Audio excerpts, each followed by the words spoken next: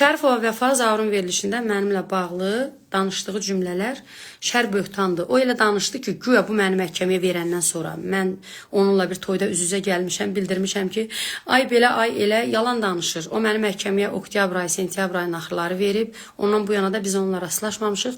Ondan əvvəl 5 ay əvvəl bir toyda rastlaşdıq, yay ayları idi. Və mən toyda olarkən dostlar diqqətlə qulaq asın. Gördüm Mika burdadır. Mika gəldi mənimlə yüksək hörmət ehtiramla görüşdü. Mika'nın bu görüşməyi bu deməkdir ki, Vəfanın bir prodüseri kimi, stilisti kimi Mika'nın mənimlə görüşməyi Vəfa mənə bir barışıq jesti, barışıq əli uzatdı həmin toyda. Mən də bir böyük olaraq fikirləşdim ki, o burada qərib yerdədir, toya gəlib və mən olan stolda da, müğənnilərin stolunda mən yuxarı başda oturmuşam. Vəfa girib qaranlıq otağa, pəncərəsiz otağa, oradan çıxa bilmir. İndi bu gün efirdə Vəfa belə genəlib danışa bilər, amma Mika Allah şahiddir ki, Mika mənlə görüşəndə dedim gəlsin burada otursun. Vəfa orada qaranlıq otaqda, pəncərəsiz otaqda üfürürdü. Ondan sonra mən oxumağa qalxdım, geri baxanda gördüm mənim sözümdən sonra Vəfa ürəklənib, mənim stolumda əyləşib, stolumda yox, ayaqda əyləşib. Mən gəldim, stola doğru yaxınlaşanda bir qadın qarşımı kəsdi ki, nə olar, barışın getsin. Dedim, ay xanım, narahat olma, sizin toya biz dava salmaya gəlməmişik. O məsələ mahnı məsələsi üzərində bizim polemikamız var idi həmin ərəfədə. O məsələ də oldu, bitdi. Mən stola yaxınlaşdım, çantamı götürdüm ki, mən artıq hava limanına gedirəm, Azərbaycana uçurdum. Və bildirdim ki, xoş gəlmişsiniz. Hətta o qadına sübut eləmək üçün ki, yəni biz polemika yaratmağa gəlməmişik. Ev sahibinin günahı nədir ki, bizim indi gündə mahnı üzərində davamız düşəcək. Mən xoş gəlmişsiniz elədim, yaxınlaşdım, çantamı götürdüm bu stolda və onlara doğru belə baxdım, xoş gəlmişsiniz, gəlin yuxarı başa keçin, mən gedirəm. Onda Vəfa oradan qayıtdı ki, mən yəni küsmüşəm, mənim filan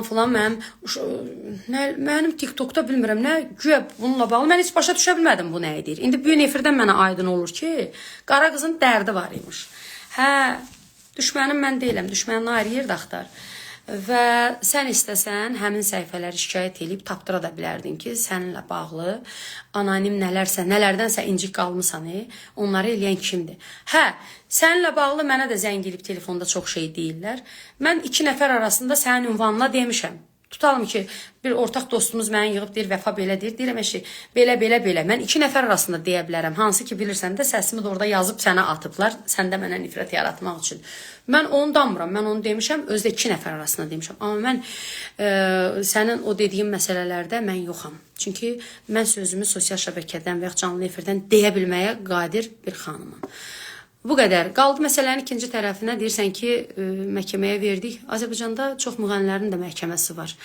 O qədər var ki, yəni bu nə, məhkəmə insan üçündür də.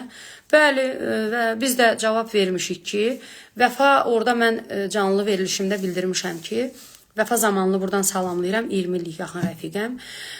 O oxuyanda hələ biz yox idik. O televiziyalarda olanda və YouTube'da da baxa bilərsiniz. Vəfa Zamanlı. Orada mənə smailik atdı, öpücük.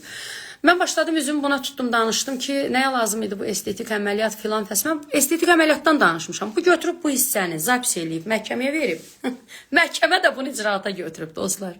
Orada Vəfa Şərifova sözü getməyib, cümləsi getməyib, ad familiyası getməyib. Vəfa Zamanlıdan, bugün buradan açıqlama edirəm, necə ki məhkəməyə də açıqlama vermişəm ki, böyle o imenli, hansı ki o estetik əməliyyatlardan, həmin orada Zamanlı mənim canlıma girdiyi üçün, üzümü ona tutub deyirəm ki, nəyə lazımdır estetik əməliyyatlar, özün təbii gözəlsən, bu yaşda da gözəlsən. Bax, belə bir xanımları estetik əməliyyatlardan çəkindirmə amacı ilə görmürsünüz, son vaxtlar nə qədər ölüm halları artıb. Bu canlı yayımı burada sona çatdırıram. Kim nə deyir mənim özümdən xəbəri alın. Zaurdur da efirinə afətsiz reyting tapa bilmir.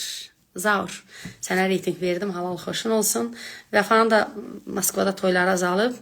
Bəzi müğənnilər var dostlar, indi verilişimdə danışacağım. Bunu oturdum səhifəmə, verilişim büyündən efirizi görür.